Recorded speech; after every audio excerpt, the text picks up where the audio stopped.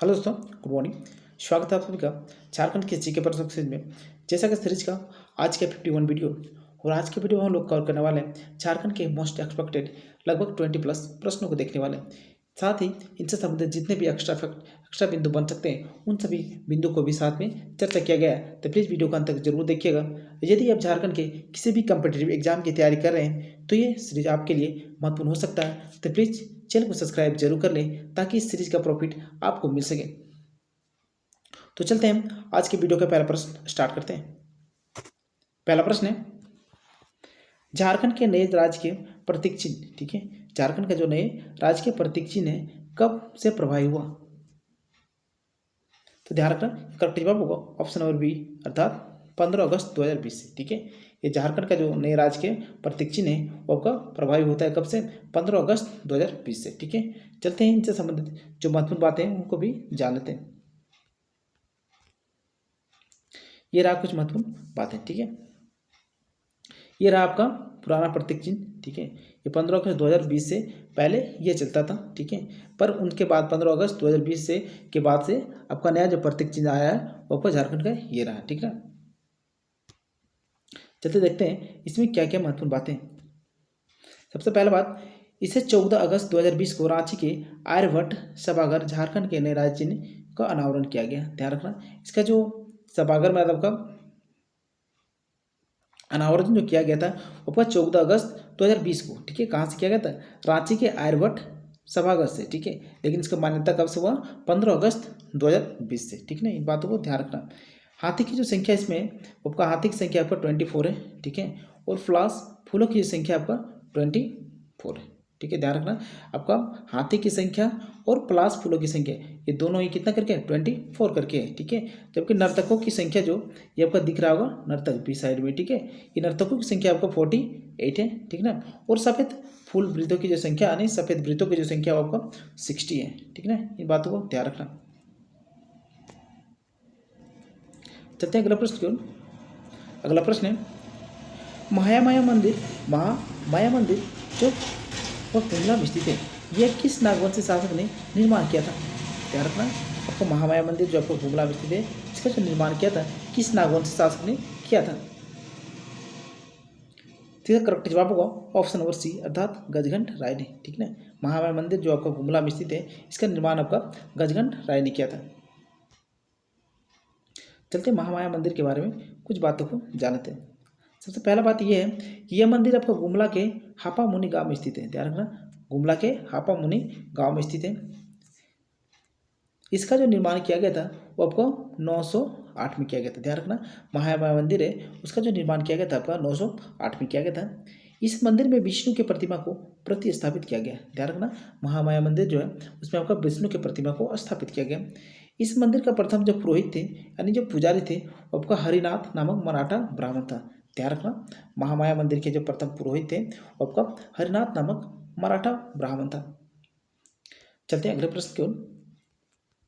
अगला प्रश्न है, झारखंड में नवनिर्मित देवघर, ठीक है, झारखंड में नवनिर्मित देवघर हवाई अड्डा जो हाल ही में बनकर तैयार हुआ है के निर्माण हेतु किन किन के बीच आपका समझौता हुआ था? ठीक है, जो झारखंड में आपका देवघर में जो हवाई अड्डा बनकर तैयार हुआ उनके निर्माण के लिए किन के बीच जो आपका सहयोग हुआ था? ऑप्शन आपका झारखंड सरकार, ऑप्शन बी भारतीय विमानपत्तनम प्राधिकरण, ऑप्शन सी आपका DRDO, ऑप्शन डी आपका इनमें से सभी। तो ध्यान रखना कि करेक्ट जवाब क्या होगा? ऑप्शन नंबर डी, अर्थात इनमें से सभी।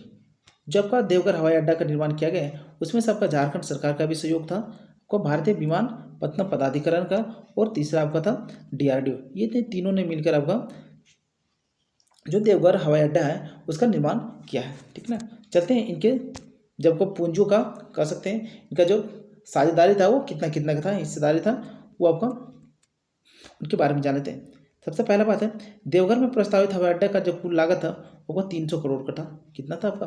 300 करोड़ का था, जिसमें जो आपका झारखंड सरकार ने आपका 50 करोड़ का दिया। ठीक है, और उसके बाद आता है आपका सेकंड जो भारतीय विमानपत्तनम प्राधिकरण है उसमें ने आपका 50 करोड़ दिया साथ ही, और तीसरा आपका आता है आपका DRDO जिसने 200 करोड़ की मोटी रकम खर्च की।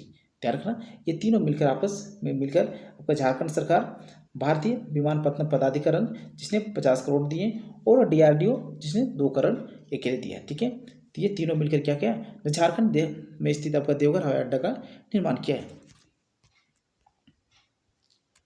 अगला प्रश्न बनता है, झारखंड राज्य देश में निम्न में से किसका एक महत्वपूर्ण उत्पादक राज्य है। ठीक है, झारखंड जो राज्य है निम्न में से किसका एक महत्वपूर्ण उत्पादक राज्य है। तो ध्यान रखना, करेक्ट जवाब ऑप्शन नंबर डी, अर्थात इनमें से सभी।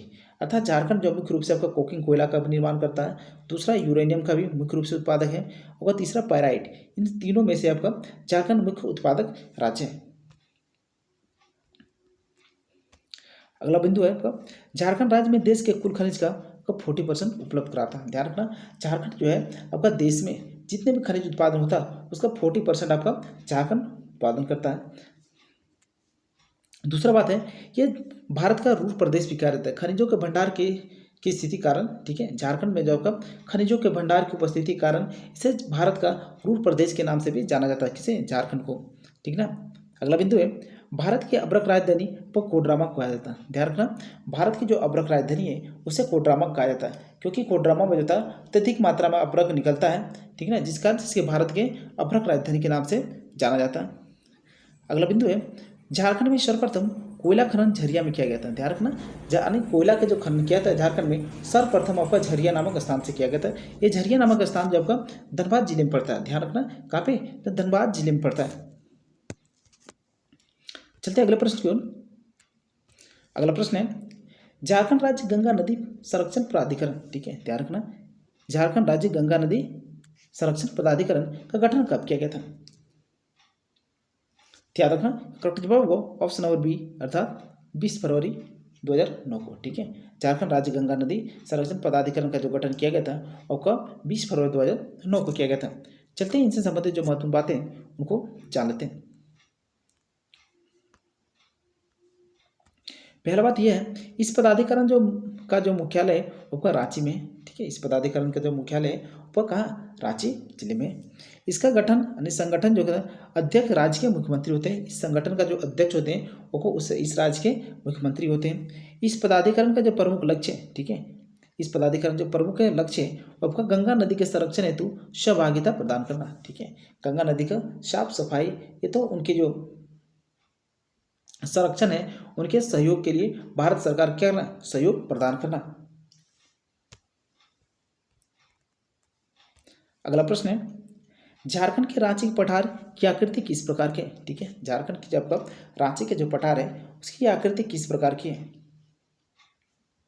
तो ध्यान रखना, क्या सही जवाब होगा ऑप्शन नंबर सी, अर्थात चौकोर। ठीक है, झारखंड की जो रांची के पठार की जो आकृति है आपका चौकोर है। ये झारखंड की सबसे बड़ी पठार है, इस बात को भी ख्याल रखना। चलते हैं रांची के पठार के बारे में महत्वपूर्ण बातों को जानते हैं। पहला बात यह है, ये दो पठार समुद्र तल से औसतन 600 मीटर की ऊंचाई पर स्थित है। ध्यान रखना, रांची के जो पठार है वो समुद्र तल से औसतन 600 मीटर की ऊंचाई पर स्थित है। ये झारखंड का सबसे बड़े पठारी भाग है। ध्यान रखना, ये जो रांची का जो पठार है वो झारखंड का सबसे बड़ा पठारी भाग है। अगला बिंदु है, इस क्षेत्र से निकलने वाले जो प्रमुख जलप्रपात है, ठीक है, रांची के पठार से निकलने वाले जो प्रमुख जलप्रपात आपका बूढ़ा घाघ जलप्रपात, हुंडरू जलप्रपात और जोन्हा जलप्रपात। ठीक है, इत्यादि प्रमुख जलप्रपात हैं जो आपका रांची के पठार से होकर निकलता है। चलते हैं अगले प्रश्न की ओर। अगला प्रश्न कह रहा है, टूसू पर्व जो झारखंड के एक महत्वपूर्ण पर्व है। ठीक है, टूसू पर्व जो झारखंड के एक महत्वपूर्ण पर्व है कब मनाया जाता है। तो ध्यान रखना, कैसे जवाब होगा ऑप्शन नंबर बी, अर्थात मकर संक्रांति को। ठीक है, टूसू पर्व जो आपका झारखंड के एक महत्वपूर्ण पर्व के अंतर्गत आता है जो आपका मकर संक्रांति के लगभग ये जनवरी फरवरी में होता है। ठीक है, मकर संक्रांति जो होता है जनवरी फरवरी में होता है। ये आपका जाड़े के दिन में होने वाला एक पर्व है। ये जो आपका पर्व है वो आपका महिला प्रधान पर्व है। ध्यान रखना, ये जो आपका टूसू पर्व है वो आपका महिला प्रधान पर्व है। चलते हैं टूसू पर्व के बारे में जितने भी महत्वपूर्ण बातें उनको जानते हैं। पहला बात तो ये है, ये पर्व महिला प्रधान। ध्यान रखना, टूसू जो पर्व है ये क्या, महिला प्रधान है। इस पर्व में महिलाएं सामूहिक नृत्य करती हैं। ध्यान रखना, इस पर्व में जो था महिलाएं क्या करती हैं, सामूहिक नृत्य करती हैं। इस पर्व में टूसू के प्रतीक, टूसू जो होता है का प्रतीक चोडाल को पानी में विसर्जित करते हैं। टुसु का प्रतीक जो होता है आपका चोडाल का निर्माण करता है, ठीक है। वो बांस का ही बनाया जाता है, उसके ऊपर में आपका सफेद यानी रंगीन जो कागज होता है उसको लपेटा जाता है, ठीक है। जस्ट लाइक आपका मूर्ति क्या नहीं कर सकते, मंदिर का टेम्पल की आकार का बनाते हैं, ठीक है। और एक दिन सुबह सुबह उसको क्या करते हैं, जाते हैं और पानी में उन लोगों को विसर्जित कर दिया जाता है।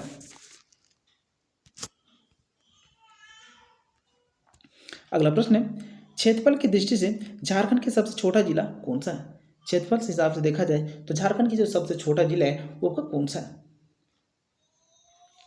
इसका करेक्ट जवाब होगा ऑप्शन नंबर ए अर्थात रामगढ़ है, ठीक है। क्षेत्रफल की दृष्टि से देखा जाए तो झारखंड की जो सबसे छोटा जिला है वो आपका रामगढ़ है, ठीक है। रामगढ़ जिसका क्षेत्रफल आपका 1341 वर्ग किलोमीटर, ध्यान रखना इसका क्षेत्रफल कितना आपका 1341 किलोमीटर है। क्षेत्रफल की दृष्टि से सबसे जो बड़ा जिला है वो पश्चिमी सिंहभूम है, सबसे छोटा आपका रामगढ़, दूसरा आपका आता है सबसे बड़ा। क्षेत्रफल की दृष्टि से देखा जाए तो झारखंड का सबसे जो बड़ा जिला है वो पश्चिमी सिंहभूम है, जिसका क्षेत्रफल है 7224 वर्ग किलोमीटर, ध्यान रखना कितना 7224 वर्ग किलोमीटर। झारखंड में जब कुल क्षेत्रफल आपका वो कितना 79,714 वर्ग किलोमीटर है, जो देश के कुल क्षेत्रफल का 2.42% है, ध्यान रखना कितना आपका 2.42% है। चलते अगले प्रश्न की ओर। अगला प्रश्न है,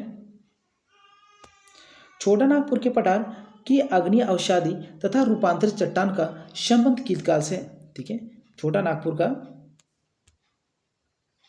जो पठार के आग्नेय अवसादी, ठीक है, आग्नेय अवसादी रूपांतरित चट्टानों का संबंध वह किस काल से? तो ध्यान रखना सही जवाब होगा ऑप्शन नंबर ए अर्थात आर्कियन कालीन चट्टानों से, ठीक है। छोटा नागपुर के पठार के जो आग्नेय अवसादी जो चट्टाने हैं वो आपका आर्कियन कालीन चट्टानों से संबंध रखता है, ठीक ना। चलते हैं इनसे संबंधित जो महत्वपूर्ण बात है आर्कियन चट्टानों के बारे में उसके बाद जान लेते हैं, ठीक है। ये चट्टान झारखंड के सर्वप्रमुख चट्टान है, ध्यान रखना आर्कियन चट्टाने जो था झारखंड के सर्वप्रमुख चट्टाने हैं, जिसका विस्तार आपका लगभग झारखंड के 90% भूभाग पर है, ठीक है। इस चट्टानों में खनिज के संसाधन भंडार पाया जाता है। ये जो चट्टान है उसमें खनिज संसाधन की भंडार पाए जाते हैं, प्रचुर मात्रा में खनिज संसाधन पाए जाते हैं। अगला बिंदु है, इन चट्टानों को आर्कियन क्रम तथा धरावाट क्रम की चट्टानों में वर्गीकृत किया गया है। इन चट्टानों को जो था आर्कियन क्रम और धरावाट क्रम की चट्टानों में भी वर्गीकृत किया गया है। अगला प्रश्न है, झारखंड राज्य की औसतन वार्षिक वर्षा क्या होती है, ठीक है। झारखंड राज्य की जो औसतन वार्षिक वर्षा होती है वह क्या है? तो ध्यान रखना कि करेक्ट जवाब होगा ऑप्शन नंबर ए अर्थात 140 सेंटीमीटर, ठीक है। झारखंड राज्य की जो औसतन वार्षिक वर्षा होती है वह 140 सेंटीमीटर होती है। चलते इनसे संबंधित जो महत्वपूर्ण बातें हैं उनको जानते हैं। पहला बात तो ये है, नेतरहाट की पठार झारखंड में 180 सेंटीमीटर की सर्वाधिक वर्षा होती है, ध्यान रखना झारखंड में जो सर्वाधिक वर्षा होता है वो आपका नेतरहाट के पठार क्षेत्र में होता है, ठीक है, जो कितना लगभग 180 सेंटीमीटर सर्वाधिक वर्षा होती है। चाईबासा की मैदानी भाग में सबसे कम वर्षा होती है, इस बात का ध्यान रखना सबसे जो कम वर्षा होता है वो आपका चाईबासा के जो मैदानी भाग है उनमें होती है। झारखंड में मुख्यतः दक्षिण पश्चिम पवनों के द्वारा वर्षा होती है, इस बात का ध्यान रखना झारखंड में जब जो वर्षा जो होती है वो आपका दक्षिण पश्चिम, ठीक है, दक्षिण पश्चिम पवनों के द्वारा क्या होती है बारिश होता है। झारखंड में वर्षा ऋतु का जो सीजन होता है आपका जून से अक्टूबर तक होता है, ठीक है। कब से कब तक? आपका जून से अक्टूबर तक होता है। तो चलते हैं अगले प्रश्न की ओर। अगला प्रश्न है, झारखंड में दामोदर नदी घाटी परियोजना की शुरुआत कब हुई थी? झारखंड में जब दामोदर नदी जो घाटी परियोजना हुआ था उसकी शुरुआत आपका कब हुआ था? तो ध्यान रखना का करेक्ट जवाब होगा ऑप्शन नंबर डी अर्थात 1948 को, ठीक है। झारखंड में दामोदर नदी घाटी परियोजना की शुरुआत जो माना जाता है कब माना जाता है? 1948 को माना जाता है। चलते हैं दामोदर नदी घाटी परियोजना के बारे में जो महत्वपूर्ण बातें उनको ले लेते हैं। सबसे पहला बात तो ये है, यह भारत की पहली बहुउद्देशीय नदी घाटी परियोजना थी। ठीक है, दामोदर नदी घाटी जो परियोजना थी वो आपका भारत की प्रथम बहुउद्देशीय नदी घाटी परियोजना था। ये जो परियोजना है वो आपका झारखंड एवं पश्चिम बंगाल की संयुक्त परियोजना है। ध्यान रखना, ये जो परियोजना है झारखंड एवं पश्चिम बंगाल की एक संयुक्त परियोजना यानी मिलाजुला परियोजना है। यह परियोजना अमेरिका का टेनेंसी घाटी परियोजना से प्रेरित है। ठीक है, ध्यान रखना, ये जो परियोजना है अमेरिका का टेनेंसी घाटी परियोजना से प्रेरित होकर बनाया गया।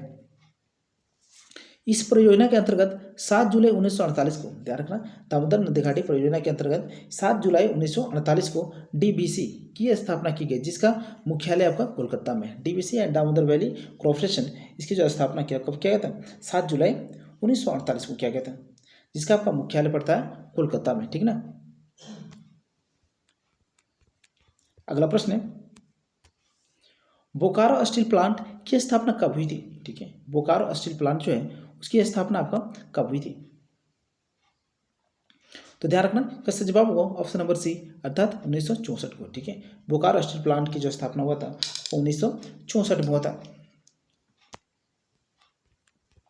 चलते हैं इनसे संबंधित महत्वपूर्ण बातों को जानते हैं। पहला बात है, झारखंड का दूसरा लौह इस्पात उद्योग स्थापित है। ठीक है, ये जो बोकारो स्टील प्लांट जो है वो झारखंड का दूसरा लौह इस्पात उद्योग स्थापित है। इनमें उत्पादन की जो शुरुआत हुई था 26 फरवरी 1978 को होता है। ठीक है, इसमें जो उत्पादन की शुरुआत हुई है वो कब हुआ? 26 फरवरी 1978 में हो गया। इसका जो स्थापना हुआ था रूस की सहायता से की गई थी। ध्यान रखना, इसकी जो स्थापना किया गया था आपको रूस के सहयोग से किया गया। यह बोकारो के माराफारी नामक स्थान पर याद है यानी स्थित है। ठीक है, ध्यान रखना, ये कहाँ पर स्थित है ना? बोकारो के माराफारी नामक स्थान पर स्थित है। चलते हैं अगले प्रश्न की ओर। अगला प्रश्न है,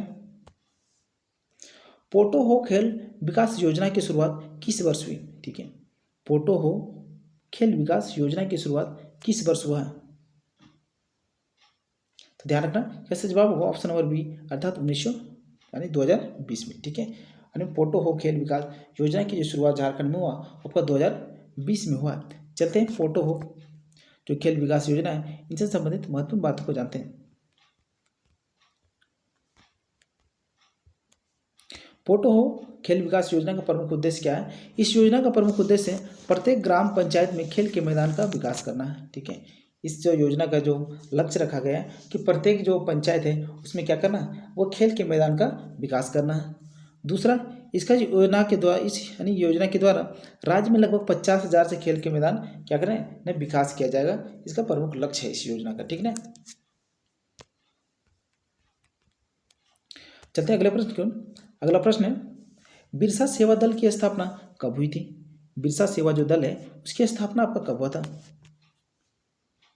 तो ध्यान रखना, क्या करेक्ट जवाब होगा ऑप्शन नंबर बी, अर्थात 1965 को। ठीक है, बिरसा सेवा दल की जो स्थापना हुआ था वो 1965 में हुआ था। चलते हैं बिरसा सेवा दल के बारे में कुछ बातों को जानते हैं। पहला बात यह है, बिरसा सेवा दल की स्थापना 1965 में ललित कुजूर द्वारा किया गया था। किसके द्वारा किया गया था? पर ललित कुजूर द्वारा 1965 में किया गया था। झारखंड का पहला छात्र संगठन, ध्यान रखना, बिरसा सेवा जो दल था वो झारखंड का पहला छात्र संगठन था। इसका गठन झारखंड पार्टी से अलग होकर किया गया था। ठीक है, इसका जो गठन हुआ था वो झारखंड पार्टी से अलग होकर किया गया था। चलते अगले प्रश्न को। अगला प्रश्न है, फनी मुकुट रॉय को छोटा नागपुर खास का नागवंश का राजा कब चुना गया? ठीक है, जो फनी मुकुट रॉय थे जो छोटा नागपुर के खास नागवंश के जो राजा से कब चुना गया? तो ध्यान रखना, सही जवाब होगा ऑप्शन नंबर सी, अर्थात 64 ईस्वी में। ठीक है, फनी मुकुट राय को छोटा नागपुर खास का नागवंश का जो राजा चुना गया आपका 64 ईस्वी को चुना गया था। चलते हैं इनसे संबंधित जो बातें उनको जानते हैं।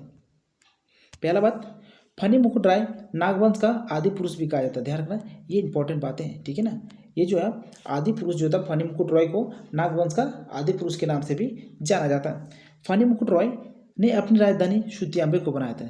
फनी मुकुट रॉय क्या अपना राजा बनते ही क्या करता है ना अपनी राजधानी को शुतियाम्बे में ट्रांसफर कर लेता है। फनी मुकुट रॉय की हत्या बागदेव सिंह द्वारा कर दिया गया था। ध्यान रखना, फनी मुकुट रॉय की जो हत्या किया था और किसके द्वारा किया था?